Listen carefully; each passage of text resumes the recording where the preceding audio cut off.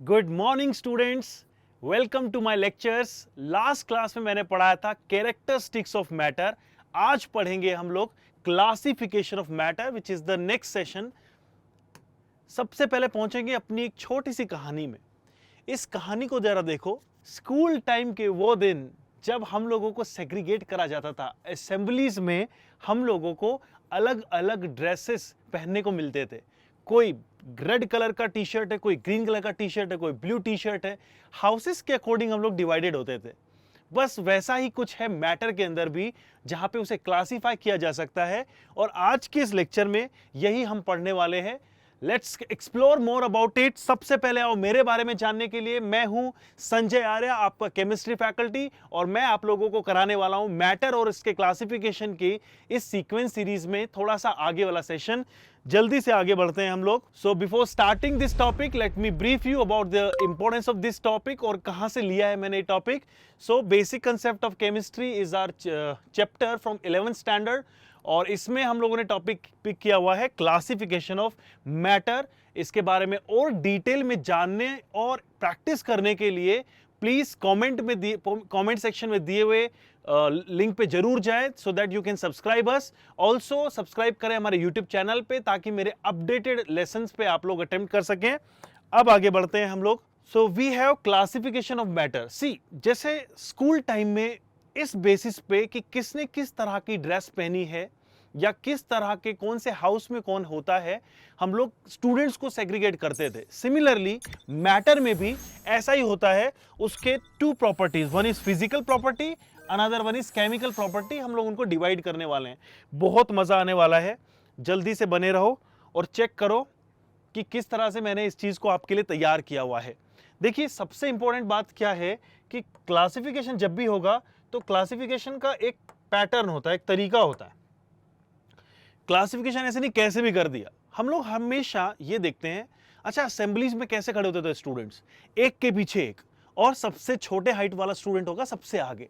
तो that was a way to classify. In the similar way यहां पे भी दो प्रॉपर्टीज के बेसिस पे, one is physical property, another one is chemical property, दो भागों में हमने डिवाइड किया है। केमिकल में केमिकल कॉम्पोजिशन और केमिकल प्रॉपर्टीज के बेसिस पे हम लोगों ने किया हुआ है, और फिजिकल में उसके physical properties such as appearance, such as its texture and its more और लेस इट्स हार्डनेस, रिजिडिटी, इस तरह की जो चीजें होंगी प्रॉपर्टी, जो फिजिकल प्रॉपर्टीज में इंपार्ट करेंगी, उस बेसिस पे हमने इसे टू स्टेट्स में डिवाइड किया है। One is called as classical, another one is called as non classical.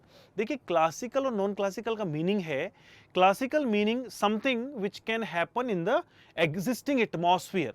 जो चीज हमारे करंट एटमॉस्फेयर में एग्जिस्ट करती हैं, उन्हें हम लोगों ने बोल दिया कि भैया ये क्लासिकल है।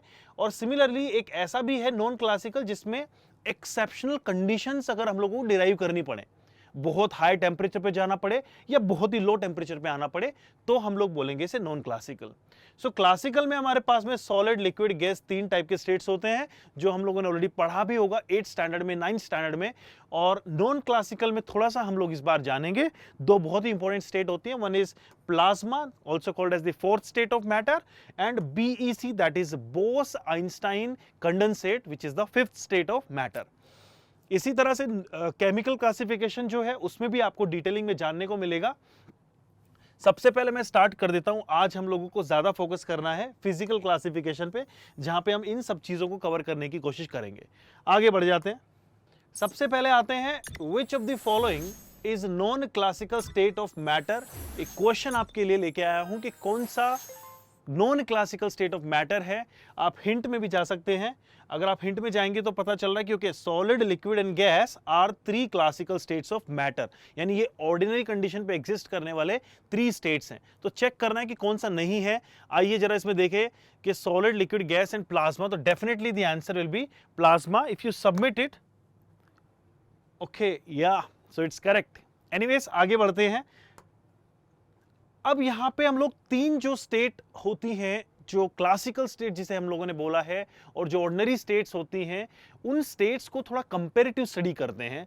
तो कंपैरेटिव स्टडी के पहले सबसे पहले चलते हैं एक छोटे से वीडियो में, जहां पे आप लोग ये चेक करेंगे कि मैंने एक जार में एक सॉलिड स्टेट को कंजर्व किया हुआ है, सॉलिड के पार्टिकल कुछ इस तरह से दिखाई दे रहे हैं, इसमें लिक्विड भरा हुआ है, लेट्स सपोज वाटर है, तो इस तरह से पार्टिकल्स का मोशन होगा, और ये गैसेस है, तो let's suppose the air is inside it, तो एयर के पार्टिकल्स कुछ इस तरह से मूवमेंट करेंगे। तो ये एक जनरल मैंने आप लोगों के लिए एग्जाम्पल लिया है जिसमें आप कंपेयर कर सको तीन स्टेट्स ऑफ मैटर को।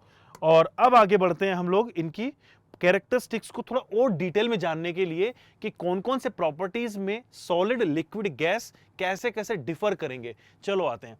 वाओ, कितना ब्यूटीफुल लग रहा है ये टेबल, मैंने ही बनाया है। चलो आगे बढ़ते हैं। इसमें करना क्या है, let's talk about the volume. देखिए, वॉल्यूम की बात करेंगे, सॉलिड की वॉल्यूम हमें पता है फिक्स रहती है, बिल्कुल चेंज नहीं होती, और उसकी शेप भी फिक्स रहती है। लेकिन लिक्विड्स की बात करें तो लिक्विड्स को जिस कंटेनर में पोर करेंगे उसी का शेप ले लेगा, लेकिन वॉल्यूम सेम रहेगा।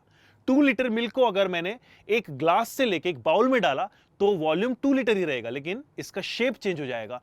गैसेस की बात करें तो भैया गैसेस क्या होता है, सारा का सारा एरिया ऑक्यूपाई करने की कोशिश करते हैं। अभी अगर मान के चलिए मैंने कोई परफ्यूम की बोतल अगर उठाई और अगर मैंने यहाँ पे स्प्रे किया तो ये यहाँ पे नहीं रुकेगा, पूरे रूम में आपको इक्वली आपको स्मेल करने को मिलेगा। सो वी कैन से कि इनके जो वॉल्यूम होंगे वो फिक्स्ड है, लेकिन गैस के लिए नॉट फिक्स। ऑल्सो गैस को जिस कंटेनर में डालोगे उसी का वॉल्यूम ले लेती है, इसलिए उसके लिए वॉल्यूम भी नॉट फिक्स्ड आएगा। अब आते हैं नेक्स्ट पॉइंट है हमारा हार्डनेस। तो देखिए, हार्डनेस की बात करी जाए तो कोई भी सब्सटेंस अगर कितना हार्ड है ये उसकी सरफेस प्रॉपर्टी है। फॉर एग्जाम्पल, अच्छा, हार्डनेस का एक मोर स्केल भी होता है मेजर करने का, जिसे आप हायर स्टैंडर्ड में जानेंगे, या लेटर ऑन जब हम लोग कभी भी डी ब्लॉक चैप्टर में आएंगे या सॉलिड स्टेट में डिटेल में डिस्कशन करेंगे तो मैं आपको इसके बारे में बताऊंगा। बट अभी के लिए जानेंगे कि एक सरफेस प्रॉपर्टी है जो ये बताती है कि किस पर्टिकुलर सब्सटेंस का सरफेशियल टेक्सचर चेंज नहीं हो सकता। और हमने देखा है कि सॉलिड हमेशा सॉलिडिफाइड फॉर्म में रहेगा। जैसे ये वॉच है, if you press it, you compress it, इसमें कोई फर्क नहीं पड़ने वाला। लेकिन अगर यही चीज मैं लिक्विड में करूंगा तो डेफिनेटली मैं उससे मूवमेंट करा सकता हूं। हनी है, मिल्क है, ऑयल है, वाटर है, you can movement produce the movement over the surface. तो इसे हम लोग बोलेंगे कि वो नॉट हार्ड है, और ये भी हार्ड नहीं है। सिमिलरली बात करते हैं अगर डेंसिटी की, तो डेंसिटी की बात करें, okay, we are forgetting the rigidity. Rigidity का मीनिंग है कि अगर किसी भी सब्सटेंस के 2 पॉइंट फिक्स कर दिए जाएं, अगर ये कोई सब्सटेंस है और अगर इसके कोई भी 2 पॉइंट ले लूं, ए पॉइंट और बी पॉइंट, तो क्या मैं इस डिस्टेंस को चेंज कर सकता हूं? अगर मैं इसे चेंज कर सकता हूं तो ये रिजिड नहीं है, और अगर ये चेंज नहीं हो सकता है तो ये रिजिड है। सिमिलरली यहां पे भी सॉलिड के अंदर उनके मूवमेंट करना या एक ऑर्डिनरी फोर्स तक उनको चेंज करना 2 पॉइंट्स को is impossible. That is why will say कि सॉलिड जो होते हैं वो रिजिड होते हैं। On the other half we have liquids and gas which are not rigid in the nature. अब आगे बढ़ते हैं, हम लोग आते हैं डेंसिटी पे। देखिए, बहुत ईजी सी चीज है।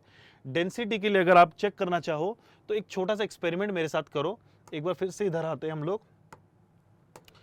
5th पॉइंट पे, डेंसिटी पे, और मैं आपको छोटा सा ना एक एक्सपेरिमेंट करके दिखा रहा हूं।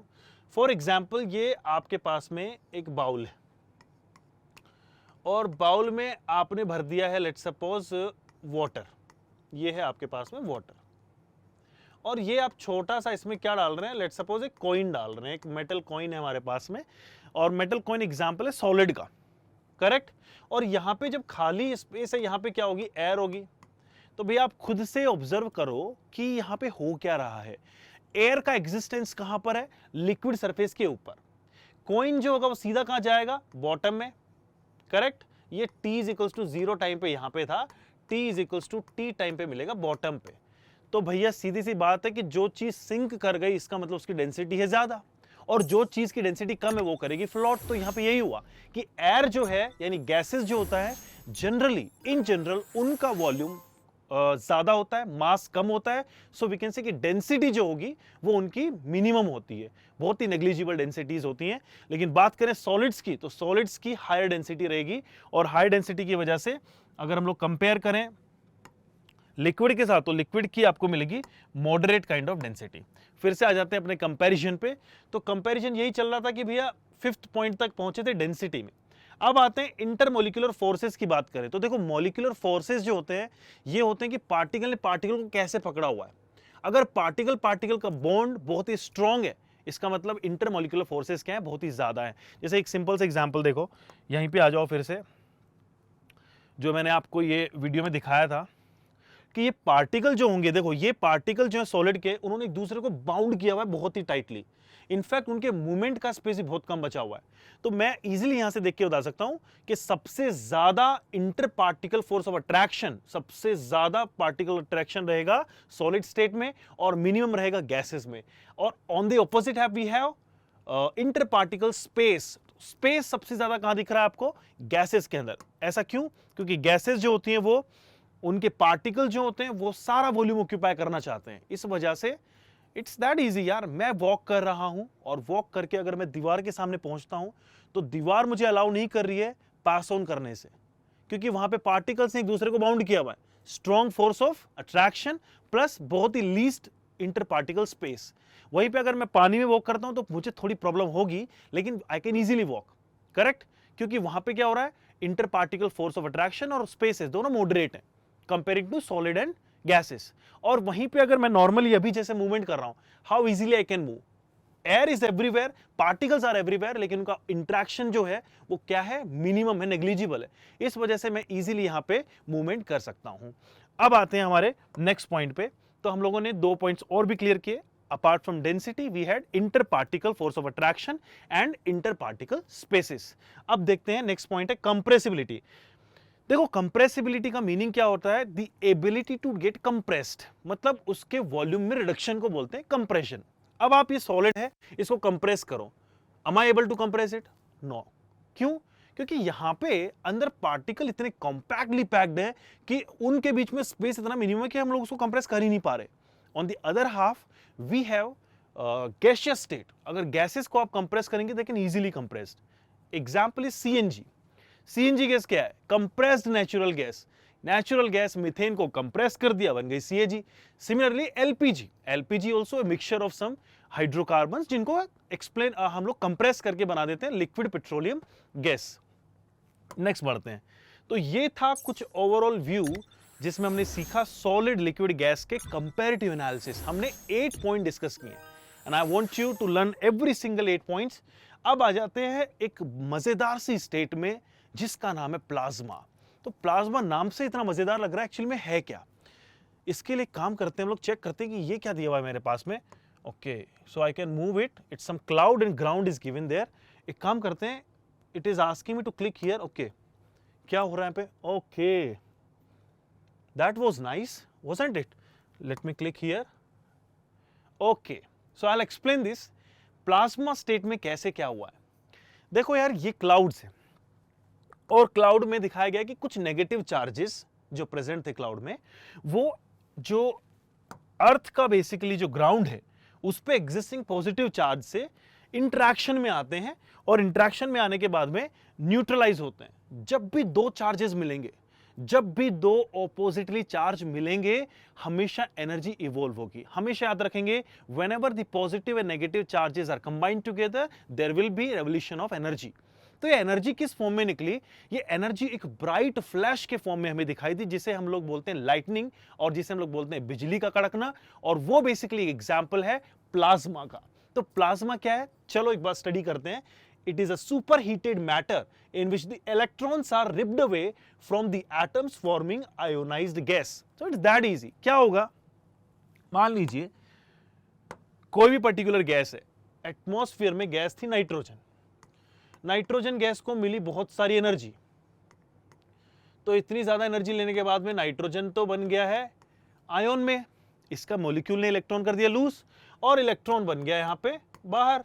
तो जब ये मिक्सचर एक दूसरे में बहुत सारे इस तरह की गैसेस लेके आएगा, बहुत सारे इलेक्ट्रॉन्स और बहुत सारे एटम्स जो कि ऑलमोस्ट इक्वल नंबर के रहेंगे, चार्जेस तो न्यूट्रल ही है, तो हमेशा कुछ ऐसी सिचुएशन आएगी जब कभी ऑपोजिट चार्जेस का कनेक्शन होगा और फिर एक दूसरे से रिमूवल होगा। इस स्टेट में आपको एक bright flash kind of matter दिखाई दे रहा है और इसी मैटर को इन्होंने नाम दिया है यस प्लाज्मा। तो प्लाज्मा के कुछ एग्जाम्पल हैं, for example lightning, auroras, neon sign bulbs and fluorescent lights, solar wind, welding arcs and earth ionization ionosphere, okay, stars and also the interstellar gas. So interstellar gas is like between two stars. If we talk about something between two stars, we call it interstellar. दो stars के बीच की बात है Interstellar. तो वहां पे अगर मान लीजिए गैस प्रेजेंट है या गैस के अलावा भी कोई पार्टिकल प्रेजेंट है और stars are already at the high temperature, उनके पास में बहुत ज्यादा एनर्जी है, तो ये एनर्जी का जो मोड होगा जब इस पर्टिकुलर गैस के थ्रू ट्रांसफर होगा तो क्या होगा कि जो गैसेस होंगी they will ionise to give the ions and electrons, और ये मिक्सचर जो होगा the bulk mixture which will appear as bright flash, that will be called as plasma. Correct. And in fact, the very interesting fact about plasma is plasma comprises over 99% of the visible universe. Whatever we have gone through the universe, जितना हमें idea है, 99% of universe is made up of plasma only. बोलो है कि नहीं मजेदार ये बात? Exactly. ऐसे ही इंटरेस्टिंग चीजें और इतने इंटरेस्टिंग एसेट्स वगैरह के लिए अगर आप जानना चाहते हो, so please go to imbibe.com और go to you can download the imbibe app also, जाके आप लोग वहां पे लर्न एंड प्रैक्टिस कर सकें। Along with that you can test yourself on the given topics whatever you are studying. चलिए अब आगे बढ़ते हैं विदाउट वेस्टिंग आवर टाइम। एक और इंटरेस्टिंग स्टेट बची हुई है जिसका नाम है बोस आइंस्टीन कंडेंसेट, BEC। तो भैया हुआ क्या था कि ये स्टेट जो है हमारे सत्येंद्रनाथ बोस एक नाम के साइंटिस्ट हुआ करते थे, उन्होंने सबसे पहले ऑब्जर्व किया कि यार चलो किसी पर्टिकुलर मैटर को बहुत एनर्जी देके प्लाज्मा बना दिया, लेकिन क्या अगर मैं इसकी सारी एनर्जी रिलीज कर दूं या इसकी सारी एनर्जी निकाल लूं तब कैसी स्टेट आएगी। बट उस समय क्या होता था यार, इतना कम टेम्परेचर जाना जरूरी होता नहीं था या इतना प्रैक्टिकली पॉसिबल नहीं था, इसलिए उन्होंने हेल्प ली एक साइंटिस्ट की जिन्हें हम लोग सभी जानते हैं, हु इज आइंस्टीन। सो मिलके इन्होंने फिर इस चीज को मॉडल को प्रपोज किया and then they came up to BEC, that is Bose Einstein condensate. तो बेसिकली बोस आइंस्टीन कंडेंसेट में देखो मैंने ये यूज किया है आपके लिए, इसमें मैं ये बताना चाह रहा हूं कि जिस तरह से देखिए कितना ऐसा लग रहा है कि एक आइडियल क्रिस्टल है, ये एकदम परफेक्ट है, इतना परफेक्ट क्रिस्टल कभी हो ही नहीं सकता। तो यहां पे भी यही होता है कि जब आप गैशियस या किसी पर्टिकुलर एग्जिस्टिंग सब्सटेंस के सारी एनर्जी रिवील कर देंगे, सारा एनर्जी निकाल लेंगे, और वो सिर्फ पॉसिबल है एक ही टेम्परेचर पे, 0 Kelvin, okay, that is absolutely 0, और we can say -273.15 degree Celsius. उस पर्टिकुलर टेम्परेचर पे इन सब्सटेंसेस की मूवमेंट, रैंडमनेस, एंट्रोपी 0 हो जाती है, और इस समय में जो स्टेट एग्जिस्ट करती है, इस स्टेट का नाम होता है बोस आइंस्टीन कंडेंसेट। तो कितना इंटरेस्टिंग है। अभी तक हम लोगों ने सॉलिड, लिक्विड, गैस तो बहुत जाना था, लेकिन क्या मैं आइडिया था कि दो और भी एग्जिस्ट करती हैं स्टेट्स, और वो बड़ी इंटरेस्टिंग है, या तो बहुत हाई एनर्जी पे जाके या तो बड़े लो एनर्जी पे आके। चलिए मैं आप लोगों के लिए लेके आया हूं एक बहुत ही इंटरेस्टिंग सा क्वेश्चन, सो दैट कि आप लोग खुद से उसे ट्राई करके मुझे कमेंट सेक्शन में आंसर दें, मैं आप लोगों को रिस्पॉन्ड करूंगा सेम क्वेश्चन पे। सो आपका क्वेश्चन है ये, प्लीज इसे स्टडी करें, रीड करें, take the screenshot so that आप लोग इस पर्टिकुलर होमवर्क को अटेंड कर सकें। सो पहला क्वेश्चन है कि what are the governing factors, वो कौन से गवर्निंग फैक्टर्स हैं which decide the states of matter, solid, liquid, gas में कंप्लीशन के लिए या डिस्ट्रीब्यूशन के लिए कौन जिम्मेदार फैक्टर्स हैं। I can give you the hint, just like interparticle force of attraction is one of them. Okay. Second है how physical classification of matter is different from the chemical one, जिसका answer भी मैंने अपनी class के initiation में दिया था। थोड़ा सा स्क्रॉल बैक करो और चेक करो कि इसका आंसर क्या है। Third one is study the non classical states of matter and explain them using the suitable example. कौन से होते हैं non classical state? BEC and plasma. Please study about them and mention करें थोड़े से एग्जाम्पल कमेंट सेक्शन में, so that we can be on the same page later on. अब आगे आते हैं, इस बारे में क्लू देता हूं आपको कि अब नेक्स्ट लेक्चर में क्या पढ़ने वाले हैं। अभी तक मैंने मैटर पे 4 क्लासेस लिए हैं, करेक्ट। मेरे लेफ्ट और राइट में 2 टाइप ऑफ सोल्यूशन लिखे हुए हैं, लेकिन अगर मैं आपसे पूछूं कि इनमें से कौन सा सोल्यूशन होमोजीनियस है, कौन सा हेटेरोजीनियस है, या मैं पूछूं कि कौन सा कंपाउंड है और कौन सा मिक्सचर है, शायद हम लोग अभी नहीं बता पाएंगे। इसके लिए हमें पढ़ना पड़ेगा केमिकल क्लासिफिकेशन ऑफ मैटर, और वो मैं लेके आने वाला हूं नेक्स्ट क्लास में। सो बने रहो मेरे साथ में। मैं हूं संजय आर्या, आप लोगों को नेक्स्ट क्लास में मैं पढ़ाने वाला हूं chemical classification of matter. And please don't forget to subscribe us, and also you can download the Embibe app or go to www.embibe.com so that आप लर्न एंड प्रैक्टिस कर सकें, ये कंटेंट वहां से ले सकें। Thank you. Keep imbibing. We believe in you.